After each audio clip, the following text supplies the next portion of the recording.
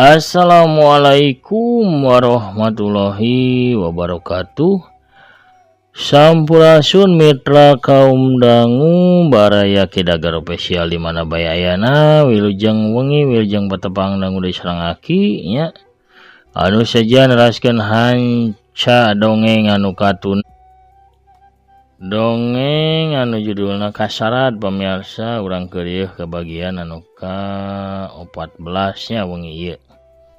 Kumaha atuh tarekah Mbah Bewok anu ngagunakeun jin bongol deui nya kangge nyanak saripah arwah anu kasarat.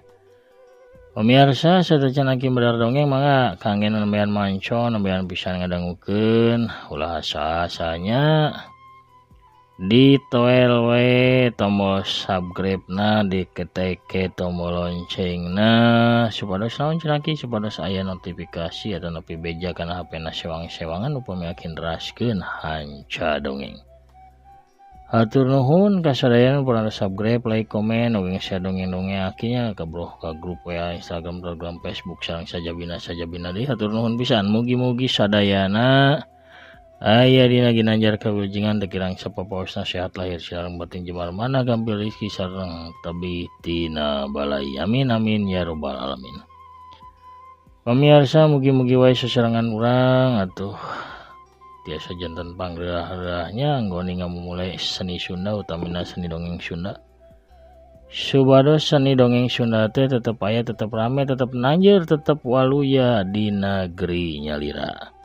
Waluya dongeng Sunda, waluya ki Sunda parsamakna sor bajigurna mangga kaparayun sadayana prung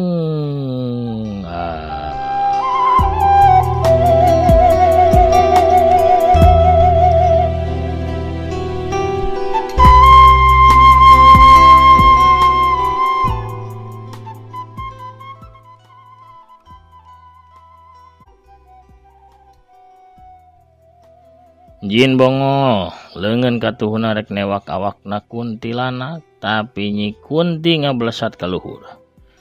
Gep dua leungeun kunti teh nyekek kana beuheung jin bongol.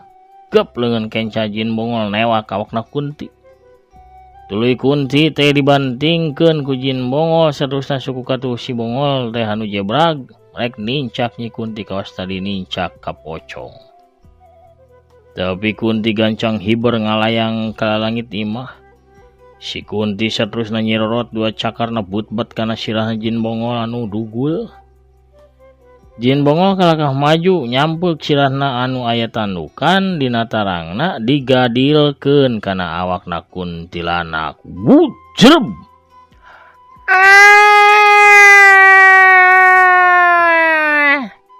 Si kunti adu ngajerit awakna katublas pisan ku tanduk si bongol. Pas jirim kuntilanak teh saharita ngaleungit.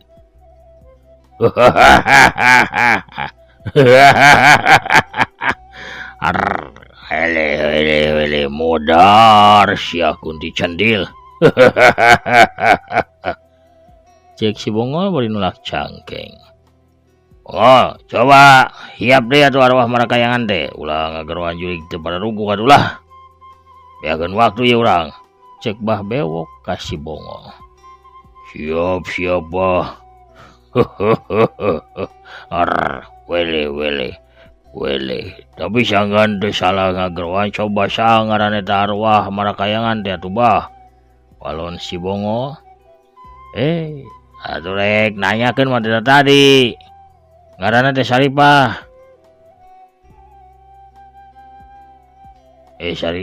Saripah naon cenah Pak Arsad? Eta bah Saripah Laila Marhamah. Cek Arsad ngawalon. Nya cenah da Saripah Laila Marhamah. Ngol. Cek Bah Bewok ka si bongol. Oh, Saripah Laila Marhamanya.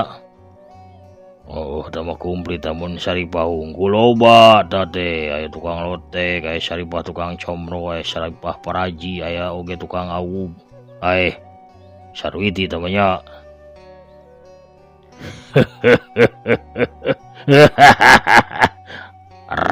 Weleh.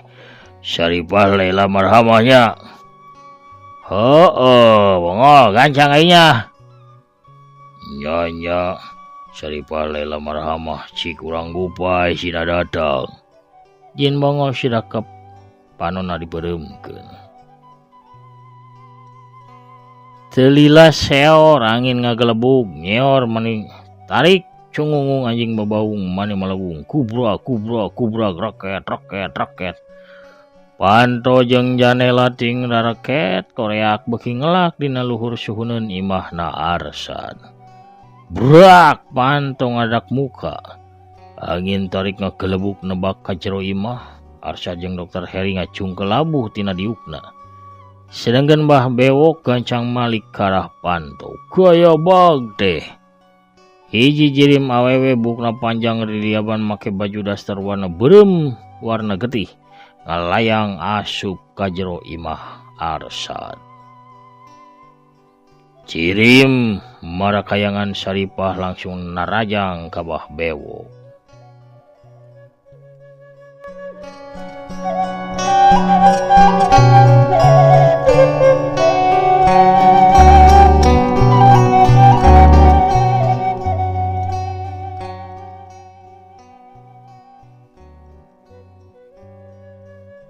Dua leungeunna langsung nyekek ka Mbah Bewok melotot bahanna calangap beuheungna elegeug. Teu nyangka bakal langsung ditarajang ku eta jirim. Ngol, wanduan anu ngol yo, ceuk Mbah Bewok ngagero. Si Bongo langsung newak eta jirim ku leungeun katuhuna sarta langsung dialungkeun kana tembok imah. Puleuweur plus. Jirim Syaripah ngeleungit tembus kana tembok imah. Mbah Bewok nangtung bari ngusapan beuheungna panonna culang cileung. Kamana eta makhluk tengol? Aya teu jauh paling gerek kabongohan deui bah. Weleh. Awas sing waspada tuh. Gancang udag dewak ngol. Unjuk sumangga bah. Jin Bongo ngalengkah selup manehna oge asup nembus ka jero tembok imah.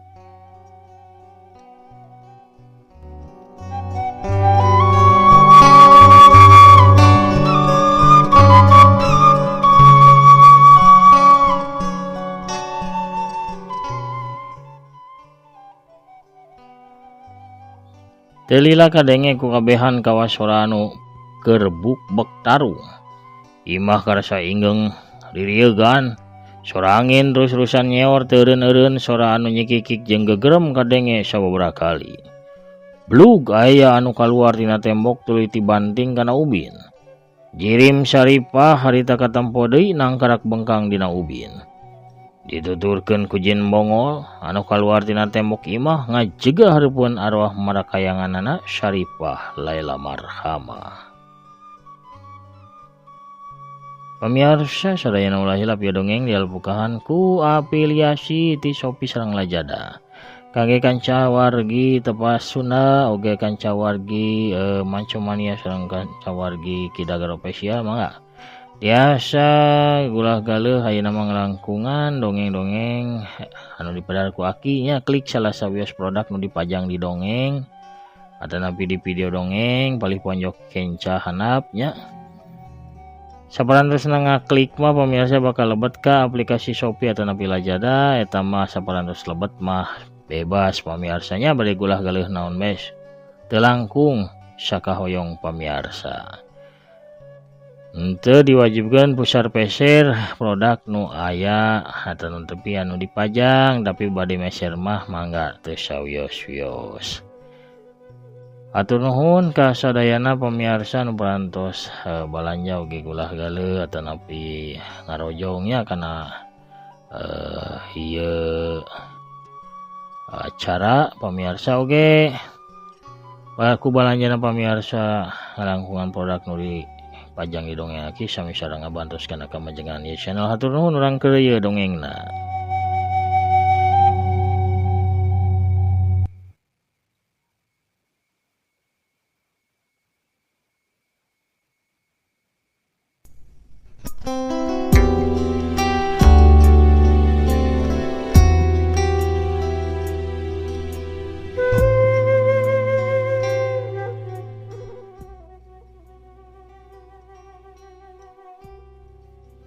Kodaran wengo dincaklah sirahna, cek Bah Bewok mere parentah. Bongol ungek suku jebragna diangkat, diarahkeun kana sirahna arwah Saripah. Tapi gep dua leungeun arwah Saripah nahan kana suku jebragna Jin Bongol. Jin Bongol terus ngadedatkeun sukuna tapi arwah Saripah tetep nahan kedua leungeunna. Dina kayan kitu, ngadadak aya bola seuneu anu ngablesat asup ka jero imah ngaliwatan panto anu keur muka. Bola seuneu teh langsung ngaceger neumbrag ka awakna Jin Bongol. Ara buana sobat. Jin Bongol ngoceak nitarik sakujur awakna kahuru ku seuneu maning ngabebala. Pas Jin Bongol jirimna ngaleungit, Bah Bewok katempo reuas manehna culang cileung. Urang ajar, aya jalma nu milu campur, gerendeng Bah Bewok. Keur kitu ti luhur lalangit ngadadak turun ngalayang hiji bayangan beureum anu rupana samar-samar teu jelas katempona. Eta bayangan teh nangtung di gigireun arwah Saripah anu can bisa huda. Sanjeunah, kumaha wani milu campur urusan kula, cek Bah Bewok ka eta bayangan. Tapi si bayangan beureum teu daek ngajawab. Manehna kalaka ngagentakkeun dampal leungeunna anu katuhu ka arah Bah Bewok. Blesat bola seuneu ngablesat nyamer ka arah Bah Bewok.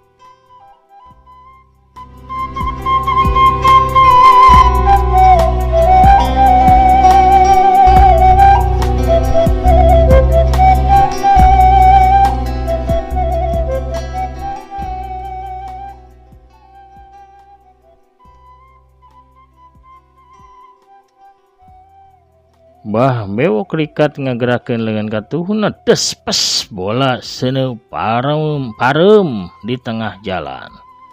Seret Bah Bewok nyabut keris tina satukangeun cangkengna. Bah Bewok langsung maju narajang ka eta bayangan beureum ngagunakeun keris gegamana, tapi si bayangan beureum teu cicingeun.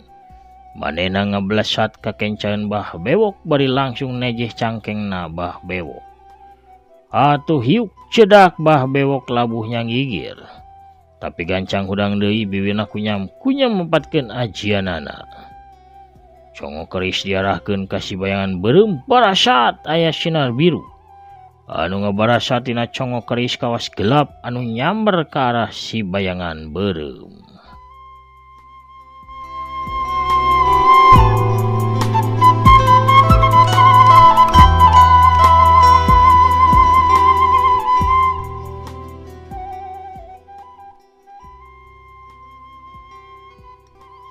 Si bayangan beureum teu cicingeun ditarajang kawas kitu teh. Dua dampal leungeunna meber sarta langsung didorongkeun ka hareup. Barasat aya sinar hejo anu ngabarasat. Buburi nyayan mapag datangna sinar biru panarajangna Bah Bewok. Sinar biru jeung hejo silih dorong di tengah jalan. Bah Bewok ngerahkeun sakabeh kamampuanana pikeun ngadorong mundur sinar hejo ti lawanna.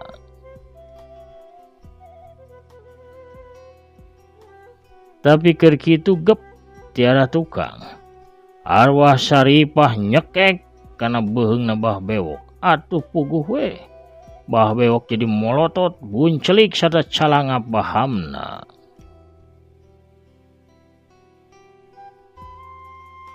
Sinar biru ngadadak parem sedengkeun sinar hejo terus nyuruh ke arah Bah Bewok. Atuh ciger.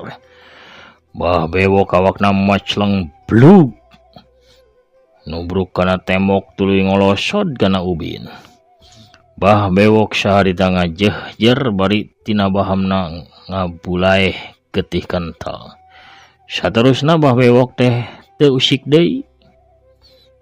Arwah Saripah jeung bayangan beureum nangtung ngarendeng tuluy malik ka arah Arsad jeung Dokter Heri.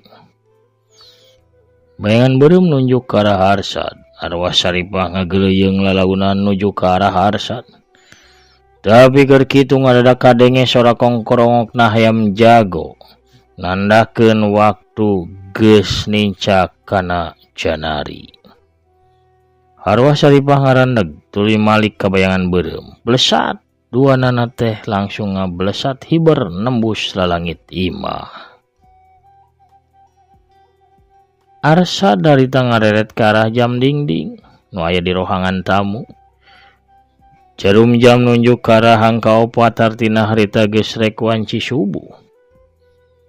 Lalaunan Arsad jeung Dokter Heri nguniang hudang tuluy nyamperkeun ke bah bewok anu masih ngajoprak teu usik-usik.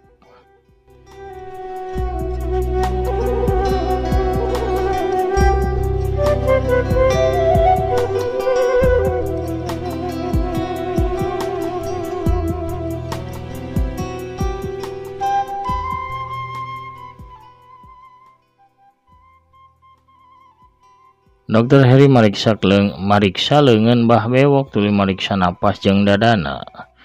Ret Dokter Heri ngareret ka Arsad bari gogodeg. Dokter Heri nyarita. Maot Sad? Aduh, coba pariksa anu taliti, dok, bisi mah ukur kapiuhan. Atuh Dokter Heri teh mariksa deui. Disasar kabeh urat-urat gede ka asup.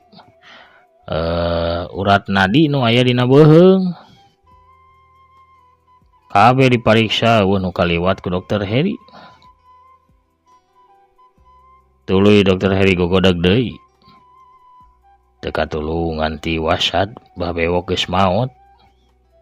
Waduh, cilaka dok. Urang bisa katembuhan ieu ku keluargana. Kumaha lamun urang lapor polisi we dok? Ulah tuh urusanna bakal tambah barabe. Polisi moal percayaeun kana keterangan urang Sad. Kayak malah urang dua anan wis sangka geus mergasa bah bewok. Kieu we tuh kuring bae. Masih cangcaya ieu teh kana tatempoan kuring sorangan Sad. Anu bieu geus kajadian. Komo polisi meureun. Kumaha tuh dok? Kieu we tuh urang babarengan nganterkeun layonna bah bewok ka kulawargana. Keun kuring bakal jadi saksi sarta mere keterangan saayana kajadian penting ieu. Bari sakalian urang sasadu we menta hampura sarta nyumbang pikeun biaya ngurepkeunana Sad. Oh nya tuh dok. Peuting harita keneh layon bah bewok langsung dianterkeun ku Arsad jeung Dokter Heri kalimbangan di baturan ku Mang Sarip jeung Asep. Dina kayan kitu, torojo aya nu datang. Saurang awewe tengah tuwuh di samping jangkung make kabaya beureum, leungeun kencana ngelek boboko sedengkeun leungeun katuhuna nyegla nyiru anu disuhun dina luhur sirahna. Punten sepada ieu sampurasun. Assalamualaikum kamaraha nya nirehe jeung jararempe. Sarare keneh itu padahal pada ieu teh geus rek subuh.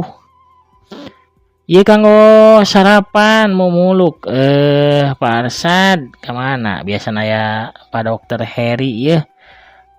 Aug ieu anu amis raos kareueut matak dedieun haneut keneh tah ieu kukurawuna leus surup jagongna sok mangga jarajan heula ieu. Pamirsa oge sok mangga jarajan heula. Pohara pamirsanya. Kuno rojolna bisarwiti atuh urang cekapkeun heula dongengna dugi ka dieu.